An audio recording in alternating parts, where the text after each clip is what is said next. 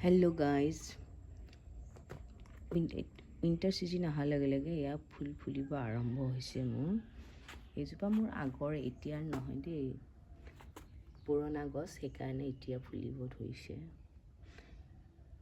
এই উইণ্টাৰ ছিজনত গছ এই টাববিলাকত পানী দিওঁতে বহুত সাৱধান হ'ব লাগে, নহ'লে গছবিলাক পচি যায়।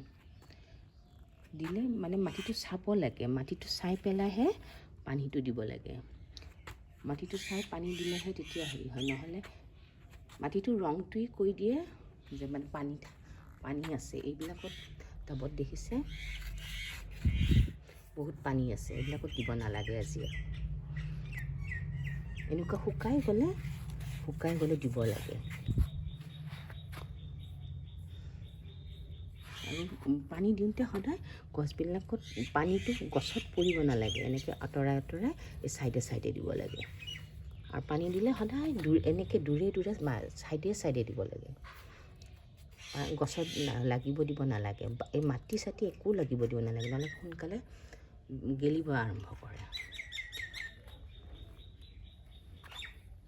আৰু সদায় পানী দিওঁতে আমি গধূলি সময় পাৰিলে দিব লাগে, তেতিয়া ৰাতি তাৰমানে শিপাবিলাকে পিছদিনাখনৰ কাৰণে মানে ৰ'দৰ হেৰিটো ল'বলৈ সিহঁতে সাজু হৈ থাকে। শিপাবিলাক ভাল হয় ৰাতিতে দি থৈ দিলে, গধূলি সময় দিলে।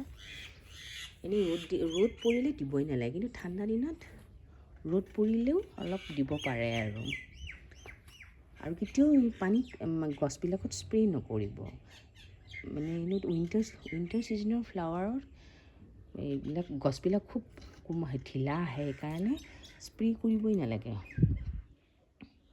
নিম অইল স্প্ৰে' কৰিব লাগে, নহ'লে নিম অইল স্প্ৰে' নকৰিলে এইবিলাকত পোকে ধৰে, কেতিয়াবা ধৰে। সেইকাৰণে নিম অইল স্প্ৰে' কৰিব পাৰে, কিন্তু পানীটো সেনেকৈ স্প্ৰে' নকৰিব।